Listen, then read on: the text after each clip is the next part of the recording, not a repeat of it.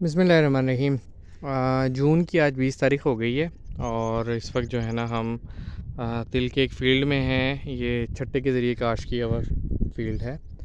अच्छा, आज की इस वीडियो में हम बात करेंगे कि तिल को पहले पानी पे आपका खाद का प्लान क्या होना चाहिए। इसको अभी पहला पानी लगा नहीं है, लेकिन रात हल्की सी बारिश आई है, आप देख सकते हैं। ठीक है, तो अगर आपका तिल भी इसी स्टेज पे है और बारिश आ गई है तो इसको फिर आप फ़ौरन पानी ना लगाएं, बल्कि 8 से 10 दिन का गैप करें। अच्छा, ये देखें, ये जो स्टेज है पानी लगाने के लिए बेहतरीन है।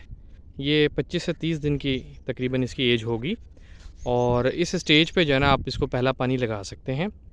अच्छा, इसमें आपने करना ये है कि अगर आपने पहले बिजाई के वक्त एक बोरी डीएपी डाली हुई है तो इस स्टेज के ऊपर आप इसको अगर आपकी जेब गुंजाइश देती है तो नाइट्रो आधी बोरी और साथ जो है ना उसके आप सल्फ़र 2 से 3 किलो फ्लड करेंगे।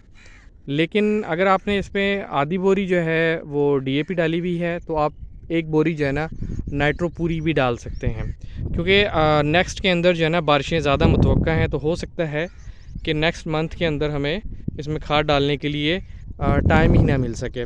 सल्फ़र साथ लाजमी फ्लड कीजिएगा और अगर कहीं पर आपको महसूस हो रहा है कि कोई फंगल प्रॉब्लम भी आ रहा है स्टेम रॉट या रूट रॉट का, जिनके तिल थोड़े से बड़े हैं, तो वहाँ पर आप थायोफनेट भी जो है ना इसके अंदर फ्लड कर सकते हैं। अच्छा, ये बेहतरीन स्टेज है खाद डालने के लिए, क्योंकि इसके बाद जो है ना ये प्री फ्लावरिंग स्टेज है। इसके बाद फ्लावरिंग स्टार्ट हो जाएगी।